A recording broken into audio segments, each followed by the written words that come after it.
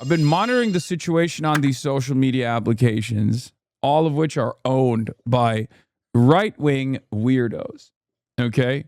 So the reason why I did that is because Threads is owned by Mark Zuckerberg, who obviously is, that's the Instagram, Twitter equivalent, who also is pro-MAGA, right? And very pro-Israel. Elon Musk is pro-MAGA and pro-Israel. He owns Twitter. And TikTok is now owned by the Ellisons, which is also pro-MAGA and pro-Israel. Why am I talking about this? Am I talking about this specifically because this is going to be yet another broadcast where I talk about, oh my God, people are attacking me. That sucks. No, that's not the reason.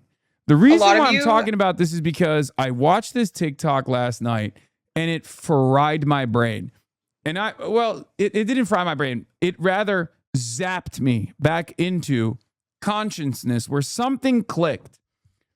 This content creator perfectly demonstrates what I've been feeling, what I've been thinking, what they've been doing. And I think it dovetails into a broader issue with like Drew Afuelo, I believe. I'm not entirely certain as to what that drama is. I think it has something to do with trans women and cis women. I'm not familiar. I haven't seen it. I haven't really been on TikTok other than just like reposting random clips, right? So this TikTok perfectly demonstrates what is going on. Have become so conservative and you don't even know it. Like you're not even aware of the fact that you're spouting conservative talking points, you're spouting conservative propaganda, you're interacting with conservative creators, you're interacting with conservative run smear campaigns against other creators. Like I feel like I've fallen into an alternate timeline where everybody just stopped thinking. You all just stopped thinking. Well, maybe Jules LeBron should have handled her money better. Okay, I still think she deserves to ask for help. I still think there's literally nothing morally wrong with coming online and asking for help with medical bills. Do you think there is? Well, yeah, because she's asking her minimum wage her fans that work minimum wage job. Yeah, that's how crowdfunding works.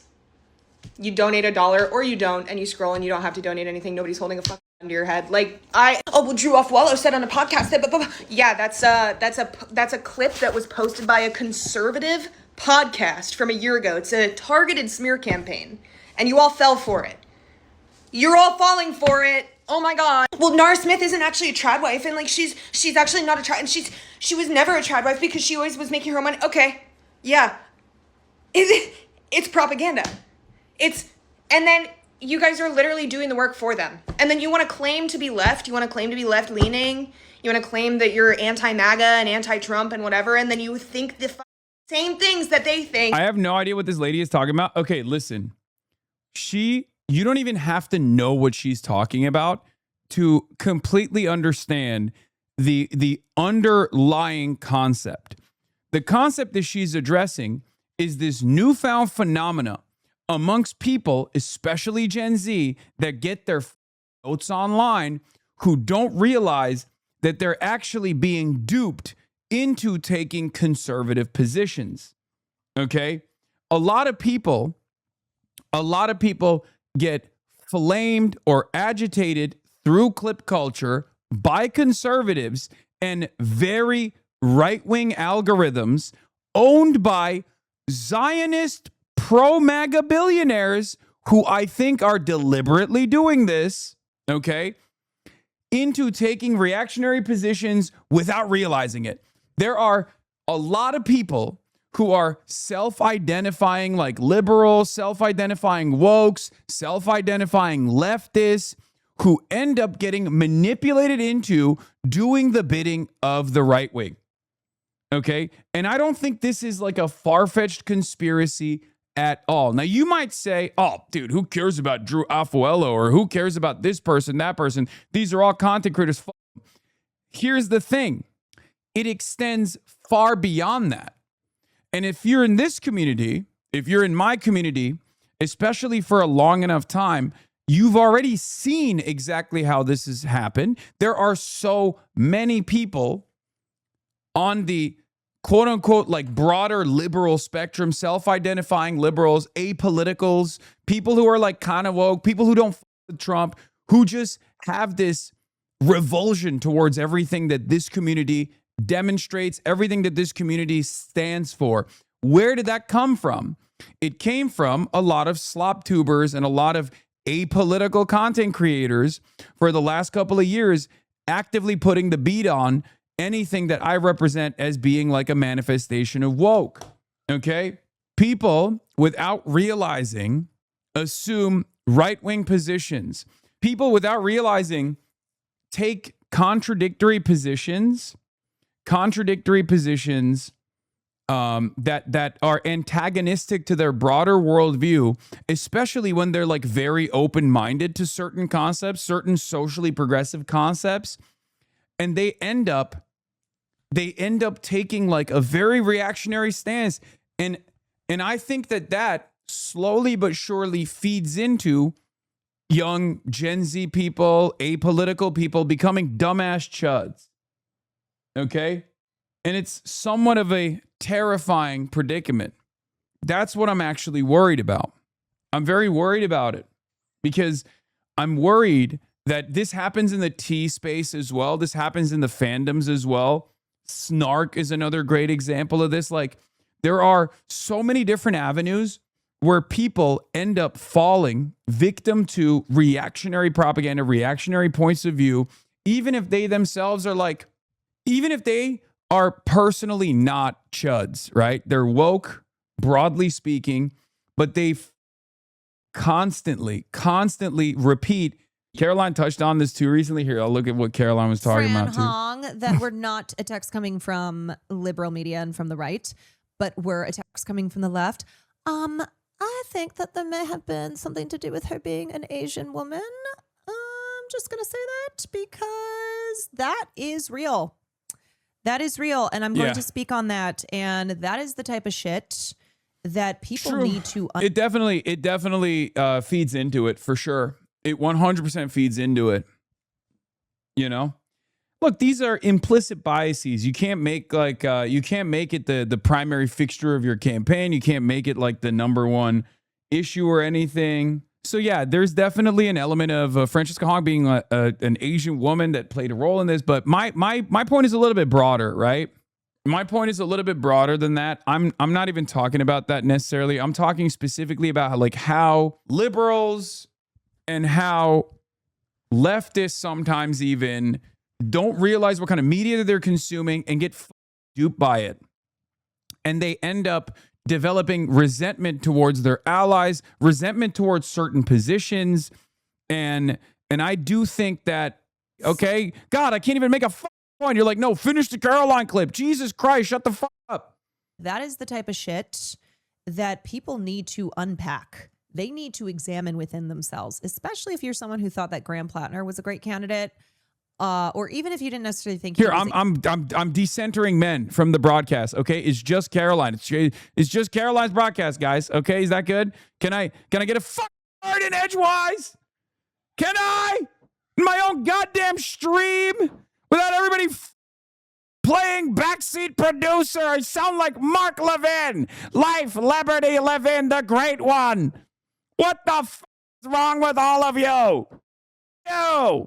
A great candidate. You were still defending him even when there was the Nazi tattoo and him talking about how much he loved killing brown people over in the Middle East and that he wishes that he could have been there for Nam, that he then when the abuse allegations started coming out, I'm just saying, I think that it is important to examine your great clip, guys. Great clip you clipped, Clipper. Didn't even end the point. All right. All jokes aside. I get the point that she's making. The point that she's making is that, like, look, if you were unbelievably gracious to Graham Plattner, even after, like, you know, a bunch of accusations started coming out, but you don't offer any of that to someone like Francesca Hong, you're being a little bit of a chud. And yes, it is quite literally because she was an Asian woman. That absolutely plays a role in it. But it goes beyond that. So it's that there's definitely did Hong have allegations? No. The point is we are not gracious enough. We are not gracious enough to people on our side, people closest to us, and we end up dropping the ball a little bit. It's fine. This is not even about Francesca Hong. I don't know how the fuck we got to Francesca Hong. It's because I was watching the Caroline clip. But my point is this. Okay. We're getting duped. We're getting manipulated by right-wingers. We're getting manipulated by right-wing algorithms designed by sometimes, pro-Trump and oftentimes pro-Trump and pro-Israel billionaires. Zionist billionaires who are pro-Trump have literally purchased all of our social media algorithms, and I think they're tweaking it. They're tweaking those algorithms to make us divided. They're tweaking those algorithms to make us fight one another. And the reason why I wanted to bring this up, the reason why I'm talking about this is because it dovetails into this point that I was trying to make, right? There's a broader point, and I'm actually going to start off by offering a little bit of defense in the most unique switch up of all time to David Crowley. Okay? That's right. Data Dave. I am going to talk about the Cardinal Seer David Crowley himself, who's, of course, defeated our candidate Francesca Hong. Data Dave Crowley. Now, why am I talking about this? Because they are about to do the exact same thing. The Democrats are going to fuck this up if they don't act right. Okay?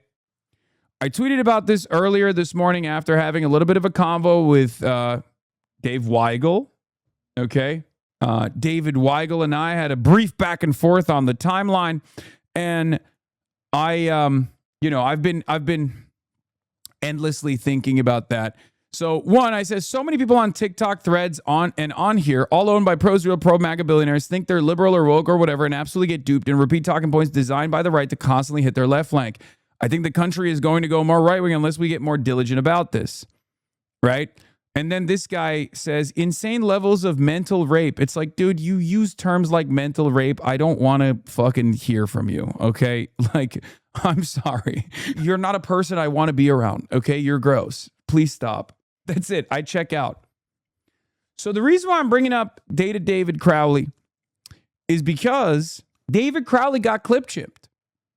And I even played a little bit of a role in this, okay? And I want to talk about it, right? I want to talk about David Crowley's broad perspective on data centers and what the shortcomings of it are, but also what his full assessment is, okay?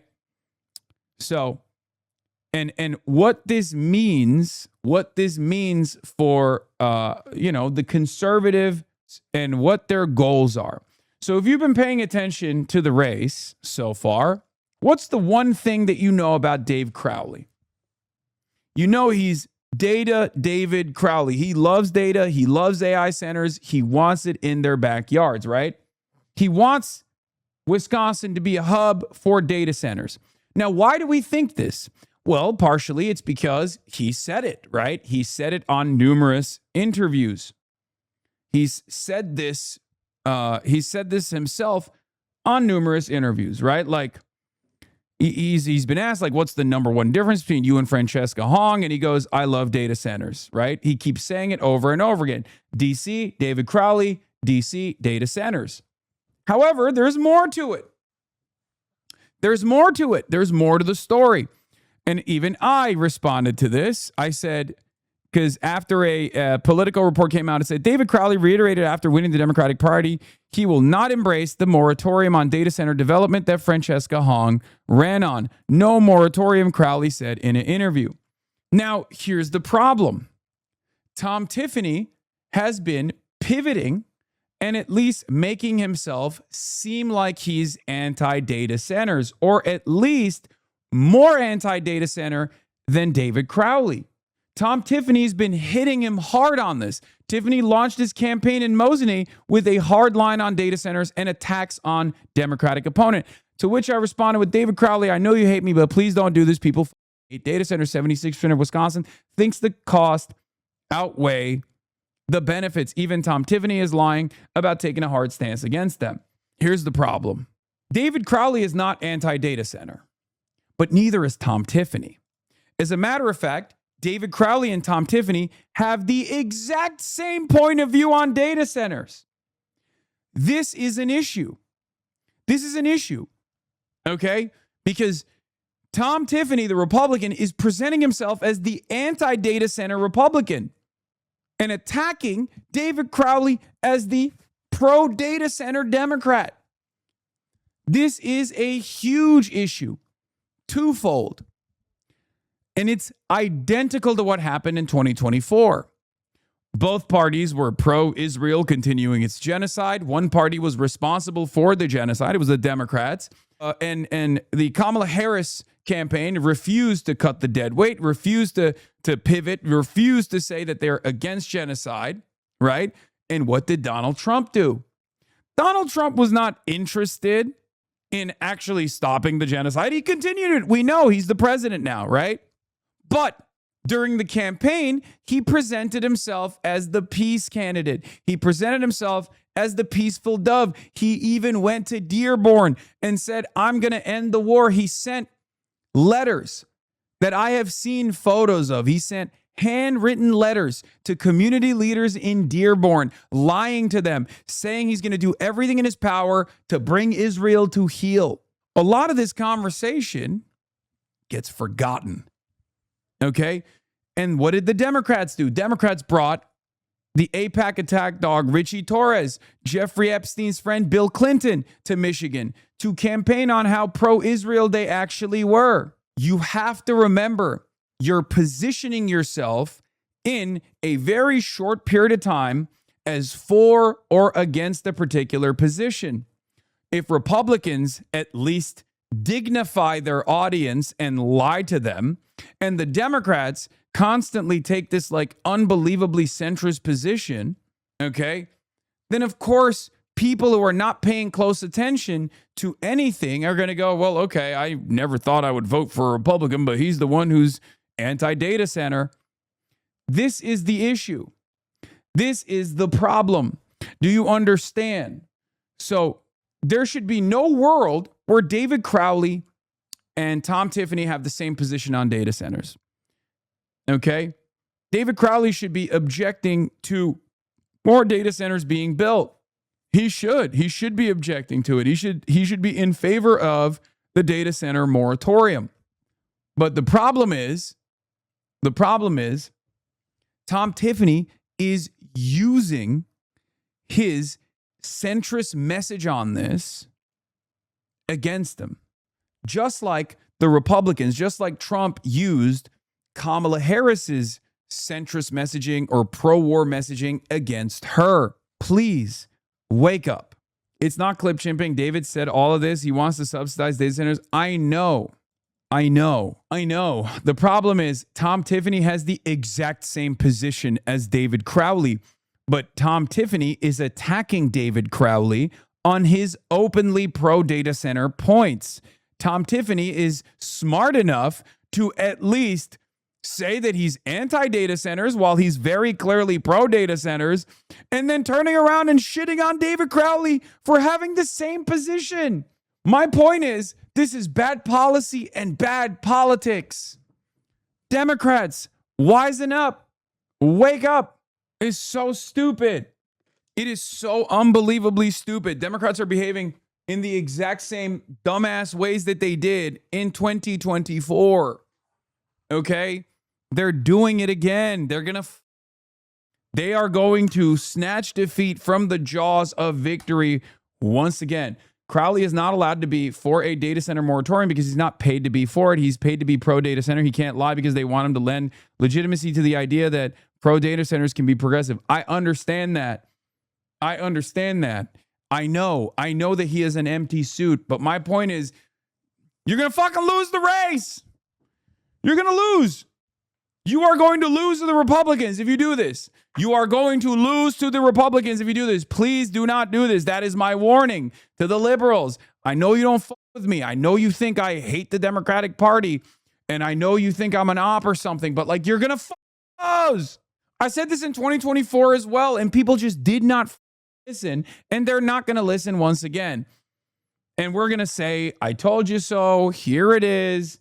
You're doing it again. Oh, I'm just so tired, man. I'm so tired. But anyway, this is what the Republican strategy is. Okay? The Republican strategy is very clearly in the midterm elections, not just to like center me as like the figurehead of the Democratic Party or something like that. Their goal is to divide the base of the party. Their goal is to divide the base of the party between the left activist base that clearly is agitated, clearly wants change, and have actually showed up in massive numbers so far in the primaries all around the country. The Republicans are going to try to go to those people, our community, and tell those people, look how bad the establishment Democrats are. Look how dog shit the establishment Democrats are. Look how right-wing the establishment Democrats are. You should sit this race out. You should sit this race out. That is what they're going to do. And then in Michigan, they're going to do the exact opposite. In Michigan, they're going to go to the black communities. They're going to go to the Jewish communities. They're going to go to the rural communities where there's like, kind of racially charged white folk out there who may or may not like Islam and, Abdul el-Sayed, that's a weird name for me. And they're going to try to get them to believe that Abdul el-Sayed is this dangerous radical, this Islamic jihadist. And they're going to try to get them to stay at home or maybe vote for Mike Rogers. They know that, black people are not going to vote for Mike Rogers, but at least they're going to try to get them to stay home and not vote for Abdul el-Sayed. And that's exactly what's going on. That is the message. That is the strategy. Okay? Don't just assume that it's not going to work, by the way. That would be silly. Okay? That would be silly. Do not underestimate our opposition. They are smart. They are conniving. They could not win with their dog shit agenda if they weren't at least smart enough to dupe people. Okay? So here's the issue. Yeah, Fox keeps saying that their goal is to try to get black people to vote for Republicans, but the real goal is for them to stay home. They're not. Like, black people are not going to go out and vote for the white supremacist party that's like openly running on racial agitation, right? That's not going to happen. That's ridiculous. That's the other point that I want to make. Okay, this is a broader point. I said, I think Wisconsin going to the centrist Dem and Michigan going to the left is about to be the biggest test for unity and victory in 2028. Republicans are done. Trumpism is repulsive. People want changes. And more importantly, people want to punish Trump. But in Michigan, the GOP is trying to keep moderates at home. And in Wisconsin, they're trying to keep the left at home by, doing clip compilations, clip chimping, and the like. Let your anger for Trump and GOP be your North Star and don't fall for it. If both of these seats aren't won, the 2028 candidate will also lose to the GOP. Okay? Like, what they're trying to do is, because broadly speaking, if I were to put my Nate Cohn hat on for a second, okay? If I was a Nate Cohn head, all right? New York Times, Mr. Needle, Mr. Data Guy. What I would say is largely this. The Democratic Party's base of support is comprised of the quote-unquote activist left and also more moderate voters. The more moderate voters simply don't want Republicans to win, okay? They just don't want the Republicans to win. They're the electability guys, okay? They understand that the Republicans cause chaos. They're pretty bad. Like, Republicans are pretty bad. But they're also a little bit older. They have a little bit more of a nest egg. Oftentimes, these are homeowners or, owned and operated small business owners and the like. These are people who live in like more rural areas or suburbs, right? Some of them don't have a college education. Many of them are retirees. Those guys can be duped into not voting. Those guys could potentially get a little scared if the candidate is being presented as a dangerous radical who wants to open up the prisons and allow people to roam the streets. Like, they're old. These are old people. Some of them are your parents, right? Some of them are your parents. Not every single one of them has the same understanding of this like media environment that we now exist in. They're more likely to fall for AI ads. They're more likely to believe shit that they see on their timeline. Okay? So that's one part of the base. Abdul needs to win those guys, right? The left needs to be able to go to those communities and be like, hey, I'm a normal guy. I'm a cool guy. I'm super chill. I just want to make sure that, you know, your grandchildren have a better future, right? I want your grandchildren to have a better future. That's what we're fighting for. These guys are lying. They're Republican. They're insane. Okay? And for the record, I have endless amounts of faith in Abdul. I think he will be able to accomplish this 100%, especially because, again, these are some of the most loyal partisans out there, right? Many of the people that voted for Haley Stevens in the primary are some of the biggest, most loyal vote blue no matter who partisans. I don't think that they're going to be geared enough or tuned up by Republican attack ads enough that they're going to be like, I am not voting for this guy. This guy's a scary radical. He's a dangerous terrorist, right? Here's one great example of this, by the way.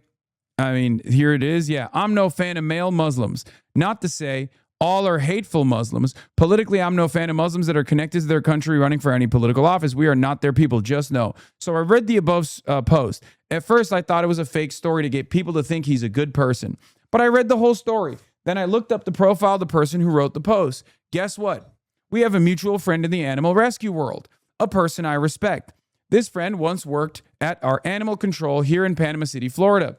Jim was instrumental in working with me and our local Humane Society to partner with the Humane Society, of which I was the president of at the time, to pull dogs and cats out of animal control, a certain amount every couple of weeks. Anyway, if Melissa Miller says Abdul was an advocate for the animals that came into the shelter he worked at, then I accept what she says about Abdul caring to make a difference for these homeless animals. That gives me hope that Abdul won't go socialist during his term.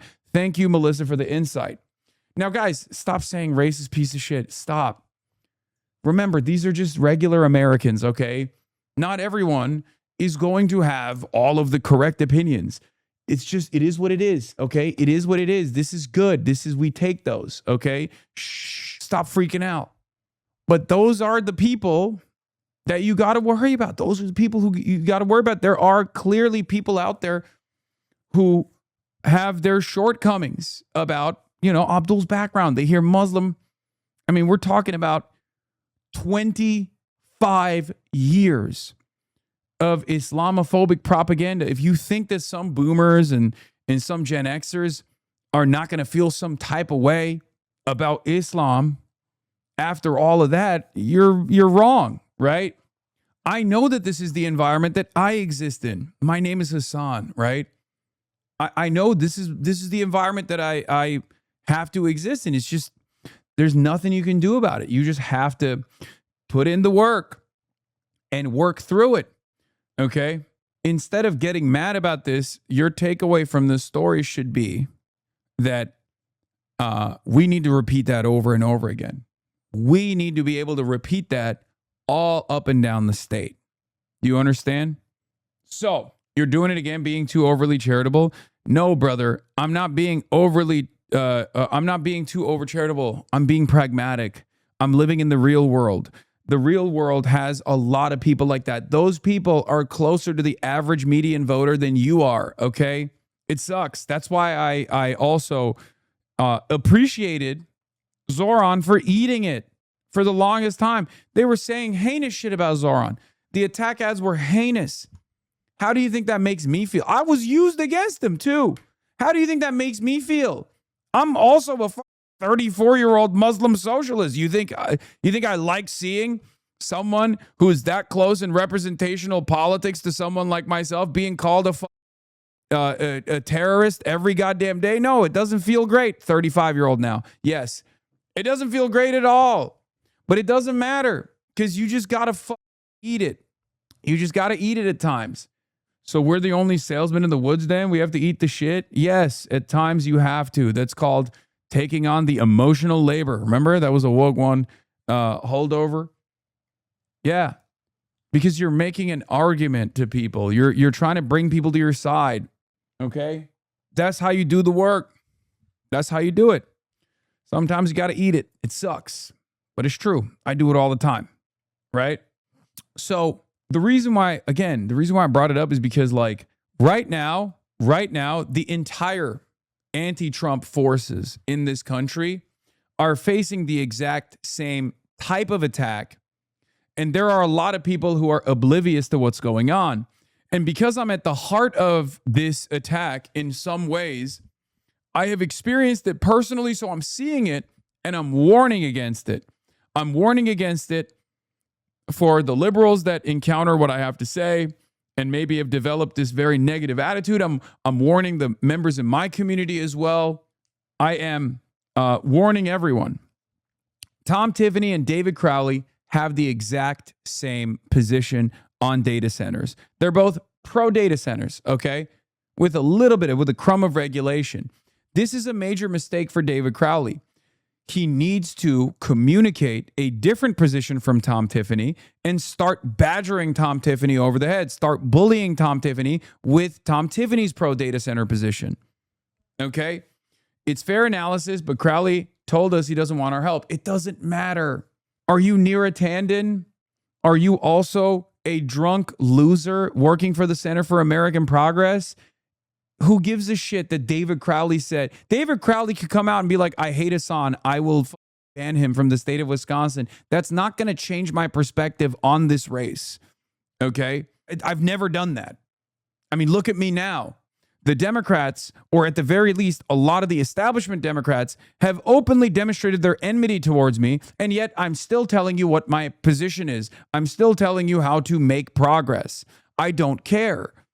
I don't care that they hate my ass. I don't give a shit. I don't want Republicans to be in charge. It's that simple, because I can think beyond the immediate race. I can think beyond David Crowley losing, and then maybe some people on the left feeling like it's a moment of progress, or it's an opportunity to say, I told you so to those establishment Democrats, because many of you weren't around in 2016. Many of you weren't around in 2020, and many of you only started paying attention in 2024. These don't care. They're still going to say the left is the reason why we lost, and they just didn't vote for David Crowley. Okay? They don't want to learn any lessons. We just have to defeat them later down the line. Okay? The way I'm looking at the David Crowley situation is, if he wins, it's a trifecta. And there's a higher likelihood of redistricting the state of Wisconsin. It's going to make it harder for Republicans to win the state of Wisconsin. These things take time, okay? But that's ultimately a good thing, especially considering that next time around, someone like Francesca Hong, or Francesca Hong herself, is going to have a much easier time winning a seat of power in the state, okay? Do you understand?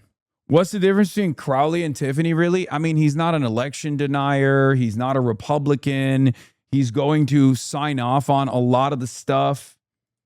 He's going to sign off on a lot of the stuff that the Democratic majorities in the House and the Senate are going to push for. Like, there are differences. There are differences that are not significant enough for the average voter right now, unfortunately. But if you're asking me sincerely, like, what are the differences? Like, yeah, of course. You're not voting for David Crowley. You're voting for redistricting. You're not voting for David Crowley. You're voting for, you're voting for the agenda of the Wisconsin Democratic Party to be passed. And that is a good agenda, broadly speaking. There's going to be bad elements in it, like the pro data center nonsense, right? But ultimately, there's good in there as well. So that's it. That's the problem, though. The problem is most people don't want to see it. Most people don't want to recognize it. And I can't propagandize for David Crowley anyway. If David Crowley's out there being like, I love data centers, I want one in my backyard, I want to hug and kiss data centers, I'm in love with a data center, I love ChatGPT. If he's doing that shit, then yeah, of course, Tom Tiffany, who has the exact same opinion on data centers, is going to be able to go, see, my opponent loves data centers. Yeah, look, Tom Tiffany already found another clip. Mentioned. And so I do think that there's an opportunity for us to really become AI and a data hub for not only for the entire country, but for the entire globe, and really sets us really apart in making sure that we can continue to invest in businesses and companies here. It'd be easier for someone like Hong to win if Crowley loses. Why should we keep rewarding the electability argument? Again, it doesn't matter. It does not matter. Okay? I'm just giving you my approach and my commentary on this issue. I don't care. I don't think that that's the case anyway. It's not a fucking zero-sum game regardless, but it is once again terrible for the centrist Democrats to run on this shit. The problem is, judging by what Tony Evers said, I don't even think they think this is bad. I think they're out of touch to an unbelievable degree where they think that it's good to be pro data center. Here's a few things. 1, redistricting also increases our chances to gain power. 2, Democrats being in power and being cowards and corporate stooges increases our chance of winning now that people are paying attention. I agree. My point is this. I'm not going to cover this stuff too much. Because, like, obviously, look, the candidate I wanted to win didn't win. The candidate I wanted was Francesca Hong. I stumped for her. I rallied for her. She lost by an ass hair. She lost by a very tiny margin. Okay? But that doesn't mean that politics stop existing for me in the state of Wisconsin. Right? It's no different than the 2024 Kamala Harris mistakes that they're repeating. So I'm going to use this as an educational moment for everyone that's tuning in, everyone that cares about this race, everyone that wants to understand what the flaws are. Okay? That's a major issue. But it's also a teachable moment because they are pulling off the Republicans are pulling off the exact same thing in both of these races. Logs, you always talk about how politicians should earn your vote. How is voting for the lesser evil a horrible concept? Why is this any different? It's not. I'm making the argument for hopefully all of the Democratic consultants that despise me that are coming in here to be like, oh, what is this asshole saying today? To recognize that this is a major mistake.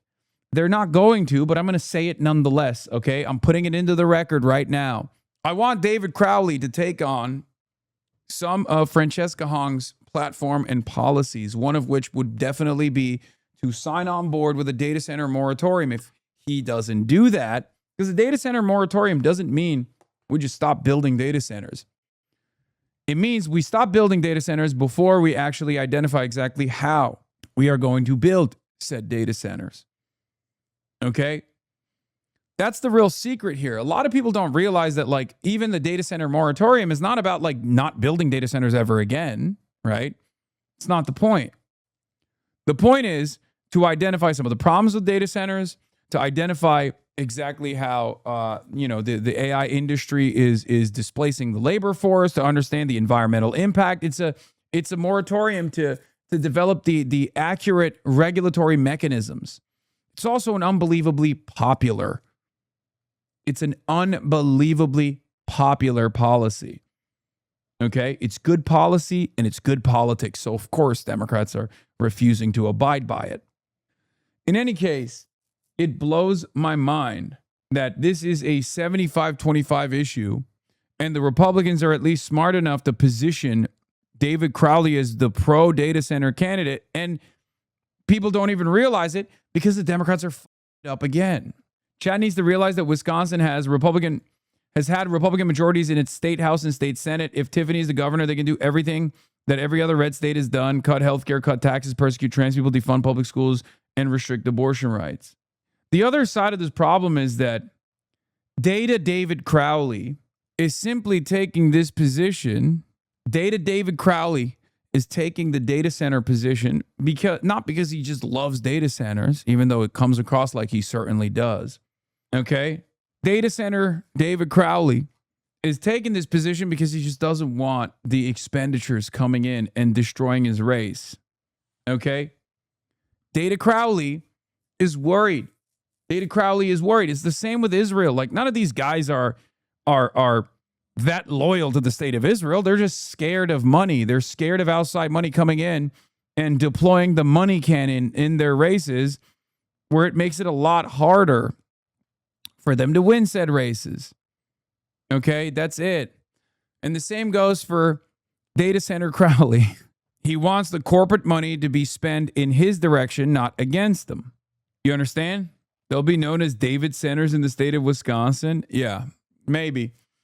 Anyway, it's just bad. It is a really bad predicament to be in. And Democrats, at least the centrist Democrats in this instance, are falling for it again. On the other side, because remember, they are a part of the coalition. Okay? Centrist Democrats, establishment Democrats, and also more moderate voters or like older voters that are scared off by radicalism are just as part of the broad base of support in the party as we are, right? Our job is obviously to win those people over. Our job is to show those people that you can be a little bit quote unquote radical and still be electable because their primary concern is not letting Republicans win, right? And maybe for some of them, they might get scared about, Abdullah al-Sayed's name and think he's a radical terrorist or something. And we got to win those people over as well. And I know we can. So what I'm trying to say is it's two sides of the same coin.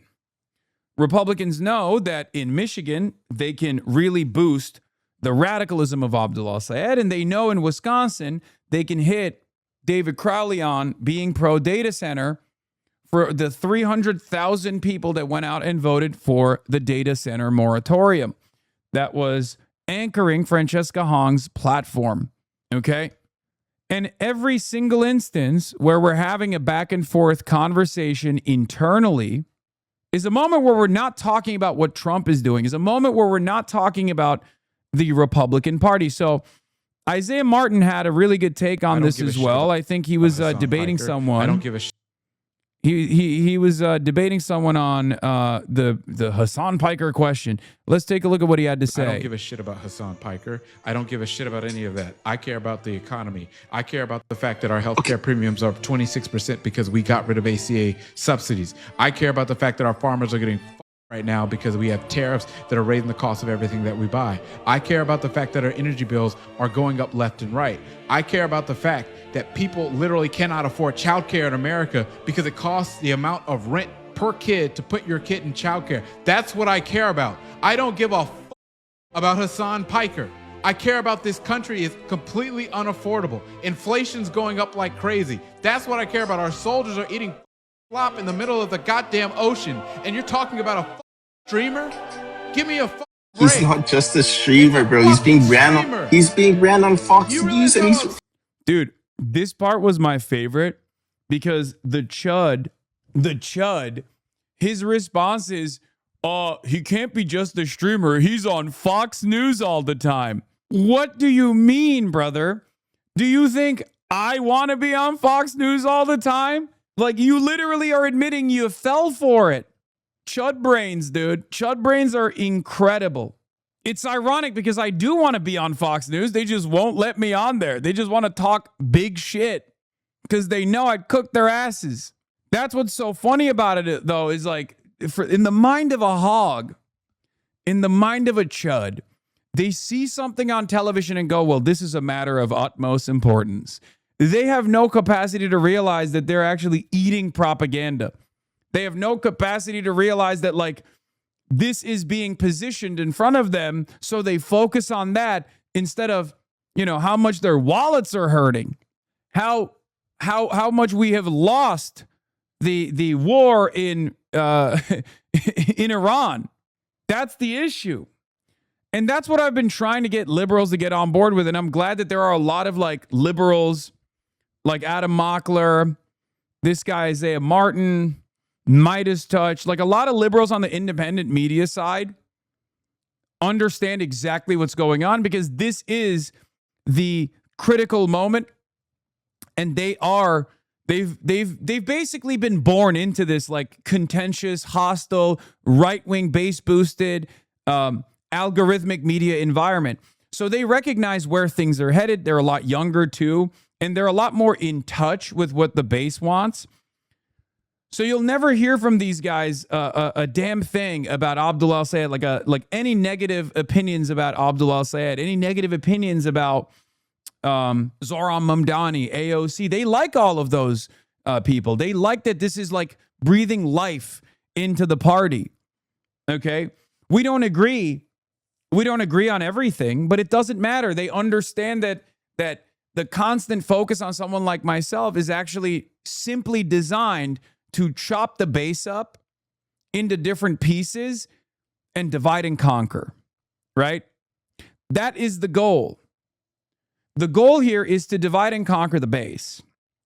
And more importantly than dividing and conquering the base, the goal is to not talk about the ineptitude, the corruption of the Republican Party. That is what they're doing. Because every moment that we spend talking about me, talking about my old takes, talking about the role that I'm playing in the Democratic Party is a moment that we're not talking about the president. We're not talking about the Epstein class. We're not talking about the endless wars. We're not talking about the affordability crisis. That is exactly the point that the Republicans want to drive home. So to the liberals, I say, wake up. To the liberal wannabe DNC consultants that play that role for free on Twitter, wake up. There are those who are getting paid to also play this role, masquerading as liberals. There are absolutely those who are getting paid right now, 100%, to continue this divisive rhetoric to make the base not feel united against the Trump agenda. Okay? There are those who are doing it. So I will always respect those who do not fall for it. Okay? Absurd this is to people in common sense America. Okay, I have a question. Do you realize how absurd this is? You're worried about a damn streamer and our soldiers are sitting in the ocean because our president went and got into war because Benjamin Netanyahu told him to, and they don't know what the f is going on. And you're worried about a damn streamer? This is what's ridiculous about. This is why people laugh at the Republican Party, because it's just filled with people who think that we're all stupid. This country's going to shit. Our president is literally insider trading. He literally is refusing to release the Epstein list. You've got all this stuff. He's talking about running in 2028, and you're talking about a goddamn streamer? Who gives a fuck? No one cares. I have a question. No one.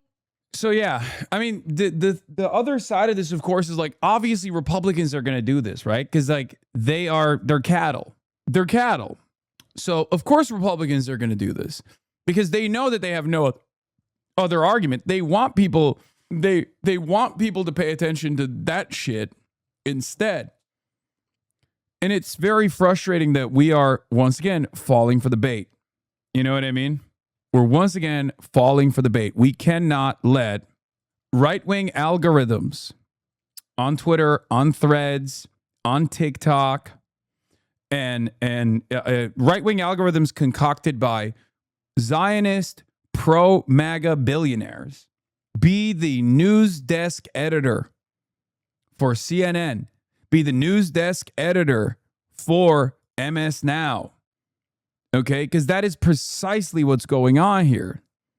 Okay, I said this last night as well. I said Democrats, the broader anti-Trump coalition, and even mainstream media have to stop allowing this website and the GOP to play the role of news desk editor.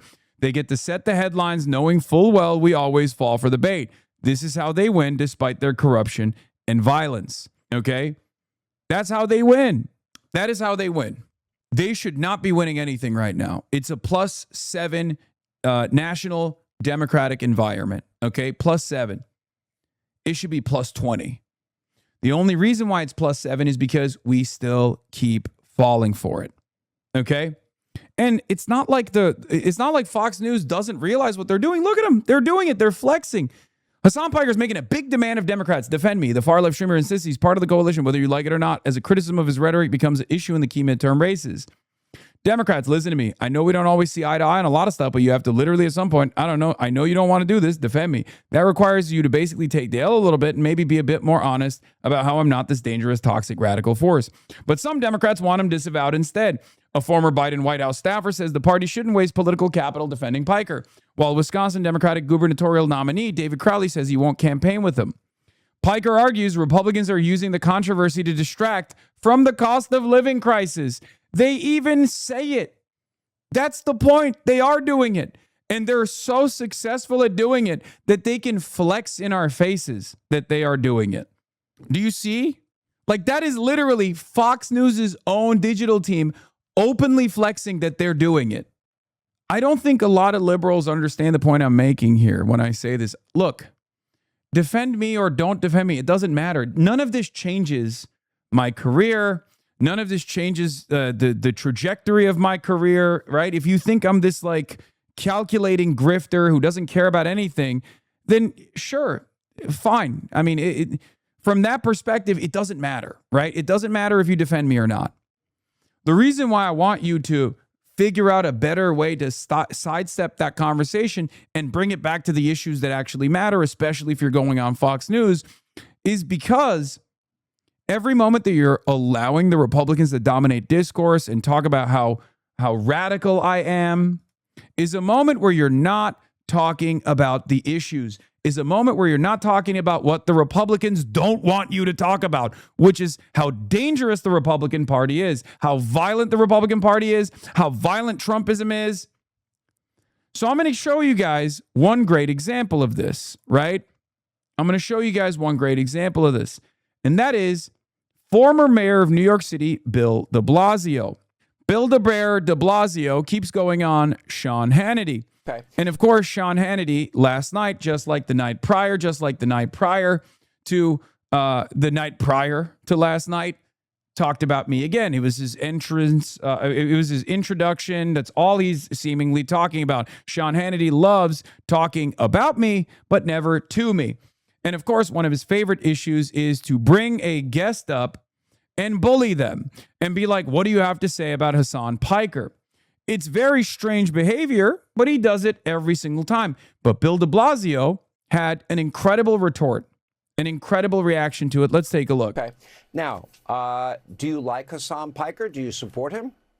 I have mixed views, but I think the way you were describing him, you could have been talking about Donald Trump, honestly. Okay, Cozy's up to dictators, says extreme things. All right, but Bill, you're breaking the rules. I didn't agree to the rule, my friend. Here's my question. You're breaking the rules. What rules, Sean? What rules, Scott? What rules, Scott? What do you mean? What are the rules? No talking ill about daddy?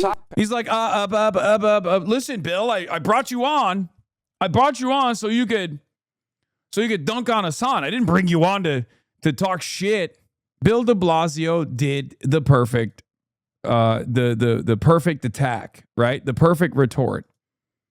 He did. He realizes that this is totally ridiculous. This is a totally ridiculous argument to present. I said, look, this is exactly how you should deal with this insanely disingenuous framing. Bonus points for reminding people how insane it is that the standards for a Twitch streamer who's spoken for more than 20,000 hours are apparently higher than the President of the United States. This is not even about running away from the issue. They are running away from the issue, the much more consequential issue, which is that Donald Trump is the president. I cannot believe how much we have lost sight of what actually matters. Okay? Reframe, go on the counter. That's it. That's all I'm asking. That's all I'm asking for. I'm not saying like learn the context of every single clip that has been clipped out of context for the past 7 years, right? I don't expect you to know all of that. I don't expect you to know all of that at all. That would be impossible. Even my fans don't know every single thing. Okay?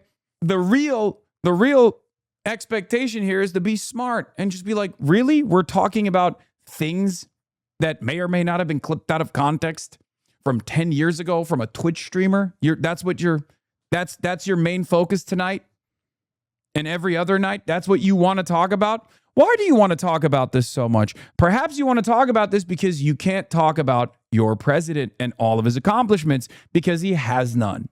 Okay? Because he has none. We are the masters of our own destiny. Okay? We control what we can say. We control what we want others to hear. So why are you getting bullied? Why are you getting bullied by these dumbasses, these dumbass chuds? Trump has accomplishments, totally fucked up America.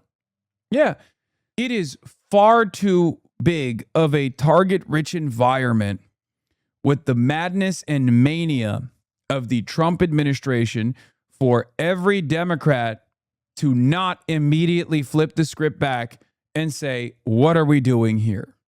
This was the argument. Did you ever think you'd be a distraction used to take people's attention away from a war? No. This is how they steal food from your table, money from your pockets, and then make you feel as though the guys who are doing that are the good guys. Okay? So we got to be a little bit wiser, folks. And I know I'm preaching to the choir here, right? Because you guys are already aware of this, but I think it's utterly unacceptable for prominent liberals to entertain this kind of madness at a time when Donald Trump is the president. And Chris Hayes is doing it right now. Look, he's already pushing back. I'm on vacation, but I got to say, as much fun as it is to debate Woke One and Hasan Piker, the Trump administration is currently engaged in mass murder on the high seas as surely as any serial killer or lynch mob. And viewed from the distance of vacation, the discourse doesn't seem to give a shit. Or the fact that Capital One closed all their accounts for money laundering. And the media is doing everything it can to distract us from the fact that with stories about Woke One and Hasan Piker. I like that. I don't even know what the Woke One is. What is if the kids like to say people need to touch grass a little more? I like that. I don't know who the Hasan Piker is, but I probably consider myself whatever conservative types deem woke. He's an anti-Israel streamer in AIPAC that AIPAC freaked out about a few months ago because anti-Israel politicians had him on for some campaign events. Moderate Dem politicians then, unironically, just got a list of talking points to cover about why they don't like him. Cory Booker declared that he would never go on a stream and then later admitted he didn't actually know anything about Hasan Piker. He was just told by his staff to say it. Thanks for the quick primer. Blue sky liberalism, baby. Blue sky liberalism. We're going to win. They know better. Yeah, another great retort, another quick retort, because there's so many different ones. But another great quick retort to this kind of slander op, smear op is to be like, where'd you get that clip? You watch his streams? You have any idea what he's about? Who gave this clip to you? Why are you bringing this up? Why is the clip only 13 seconds long? What did he say before? And what did he say after? What is the context of this clip? Are you aware? Are you aware of his positions at all? You know, you can do that too. But like I said, the strongest opposition to this sort of thing, is to basically say, why the fuck are we talking about a Twitch streamer when Donald Trump is the president and he said far more heinous shit, right? The president is currently doing heinous shit. And he's also saying heinous shit as well. The last thing I'm going to say about this before we move on, is a point that I heard get addressed earlier. It was specifically about like how Republicans never do this about their commentary folk, right? Like, can you imagine the Republicans distancing themselves from Rush Limbaugh? Oh, I think it was Cassie Pritchard, aka Devil, right? She said, I don't get why people think Hasan Piker is someone you have to disavow or condemn or whatever. The right has had talk radio lunatics far more inflammatory than Piker since the 90s, where Limbaugh, Levin, and Savage some albatross around the right. Now, of course, I know the structural differences between someone like myself. I know the moral differences between someone like myself and Rush Limbaugh, right? But the structural differences, of course, and the differences in the commentary is that those guys are loyal soldiers. They're loyal servants of the party. I'm not a loyal soldier or a servant of the Democratic Party. I'm an independent person, truly independent, only accountable to my own community, right? I'm only accountable to this movement. I'm only accountable to the people. And that's a real problem. And that's also a structural difference. There's a significant difference in my commentary as opposed to someone who is accountable to the party only. A party loyalist is never going to betray the party line. I am not a party loyalist. Okay? I'm a loyalist of the people. So that's a big issue because there are times where I am at odds with what the Democrats want. What the Democrats want to communicate. I mean, 2024 was a great example of this. where I found it unconscionable to come out and openly endorse Kamala Harris as she, was the vice president of an administration that was committing genocide. I never told people not to vote for Kamala Harris. I only told people not to vote for Donald Trump, right? But of course, there are a lot of freemium DNC consultants out there that get no paychecks whatsoever who constantly repeat this idea that I told people not to vote for Kamala Harris. They do it all the time. They say it nonstop. It's not true, but it doesn't even matter, right? Yes, I also told people not to vote for Jill Stein, but that's a separate point. Even if it wasn't Kamala Harris, that point would still remain because, I'm not a Green Party guy. I think they're deeply unserious, but that's besides the point. Okay, that's not even relevant to the conversation, right? The only person that I urged, with the exception of Jill Stein, who is somewhat, irrelevant in this conversation, the only person I ever told people not to vote for was Donald Trump. Okay? But it's unbelievably bad faith, and they still hit these lines over and over again. It is crazy. Okay? It's crazy. When you have the moral authority and don't act like it, you come across cornered and defensive and give permission for trash to be in control of the narrative. For example, when someone has the audacity to question you on the crime of not endorsing you should always let them know their place and that your criminal critique of your campaign was right, that they are the reason why we're here. Shame them. I mean, I agree, but, it's just like silly to relitigate that because I feel like it's an unserious point of contention. Because then it's just like, oh, well, you let it happen. You did everything in your power to make sure that she doesn't actually win the race, like as though I have this kind of power whatsoever. It's just stupid. I would rather have a more productive conversation. This is you talking about her when you did your ballot? Yeah. No. Did I forget the president? No, I did not forget the president. I voted for the president. I'm just not telling you who I voted for. I am not going to influence your opinion in any direction unless it is to vote for Trump, in which case I will tell you not to do it. And this was consistent throughout 2024. I consistently told people that the only decision that I will influence is if you ever dare entertain voting for Donald Trump, and that you must not do that. And that's insane. The problem is this is a rehashing of the exact same stuff that happened in 2016 and 2020 as well. It's ironic because I endorsed Hillary Rodham Clinton and I endorsed Joseph Robinette Brandon in those races. But even then, and so did Bernie, right? Even then, what did the establishment Democrats do? In 2016, they said it wasn't sufficient. You weren't excited enough. You should have been losing your mind. You should have been like, oh my God, I'm so excited to vote. I'm with her, right? That was the argument. That was the environment that we were in. That was literally the argument back then.